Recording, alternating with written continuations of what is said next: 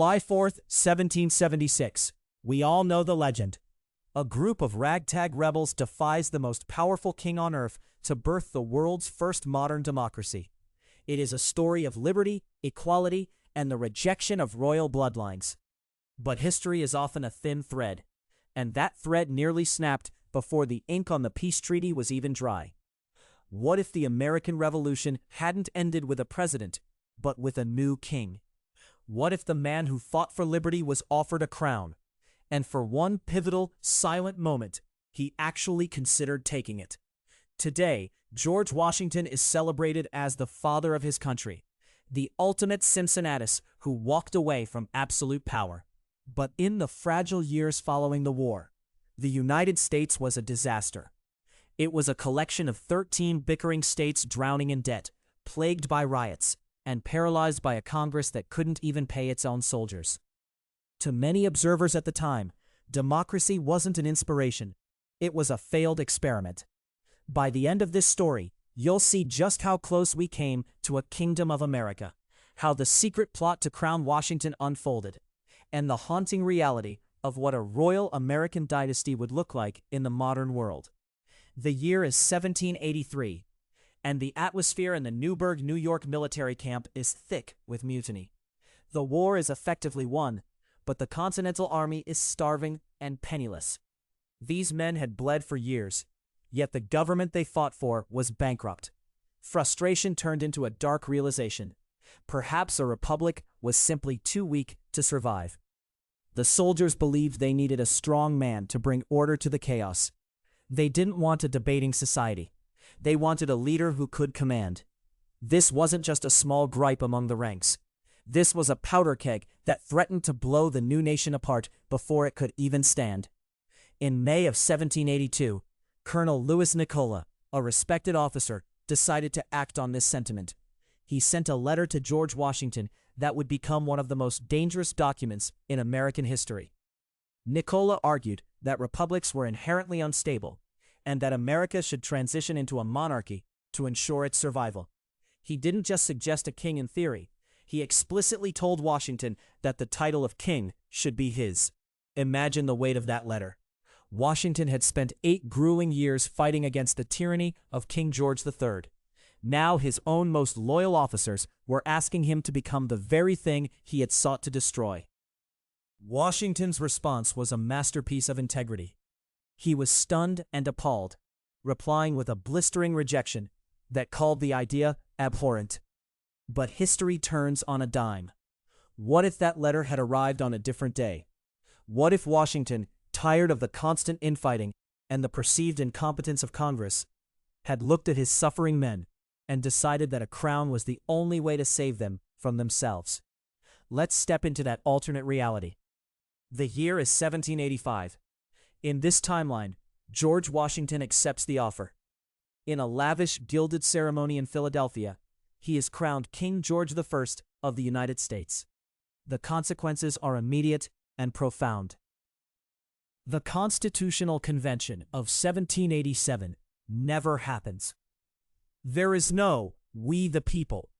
Instead, the governing documents begin with "by grace of the king." The states, instead of being sovereign entities, remain mere provinces under the central authority of the throne. A king cannot rule alone. He requires an aristocracy. To ensure the continued loyalty of his military, King George I begins granting massive estates and noble titles to his revolutionary generals. Suddenly, the land of the free becomes a land of lords and serfs. Alexander Hamilton is no longer the Secretary of the Treasury. He is the Duke of New York. Henry Knox becomes the Earl of Maine. Wealth and power are no longer earned through merit or election, but through proximity to the throne and hereditary bloodlines. As the decades pass, the Washington dynasty settles into power. Upon George's death, the crown doesn't pass to a chosen successor by vote, but to a designated heir. The very concept of an American citizen is replaced by the reality of an American subject. The westward expansion of the 19th century takes on a predatory imperial tone. The American empire pushes into Spanish and British territories not to spread the Empire of Liberty, as Jefferson once called it, but to expand the personal domain of the House of Washington. The global ripple effect is even more staggering. If the American experiment with democracy fails in its infancy, the spark for the French Revolution likely never catches. The world watches as the American rebels crawl back to the comfort of a monarchy, confirming the belief of European royals that the common people are incapable of self-rule. Democracy is dismissed as a dangerous, short-lived fad of the late 18th century. Absolute monarchy remains the standard for another 100 years. Fast forward to the 20th century. Instead of a Cold War between democracy and communism, the world is locked in a sprawling, multi-generational struggle between rival royal dynasties. The map of North America is a patchwork of royal duchies, and the social mobility that defined the American dream simply does not exist. Your status at birth is your status for life. The integrity of one single man in 1782, his refusal to take a crown, is the only thing that separates our world from this stratified imperial reality. It is a chilling thought. We often view the American presidency as an inevitability, but it was a choice. Washington's no to Colonel Nicola was perhaps his greatest victory, far more important than Yorktown or Trenton. But what do you think? In a world of total chaos, would an American monarchy have actually been more stable, or would it have collapsed into a bloody civil war much sooner? Would a King Washington have eventually been overthrown, or would we still be bowing to a royal family today? I want to hear your theories in the comments below. History is full of these what-if moments, and your perspective helps us untangle the archives. If you enjoyed this journey into an alternate past, make sure to hit that subscribe button and ring the notification bell. We have many more timelines to explore here at the Archive Ace. Thanks for watching.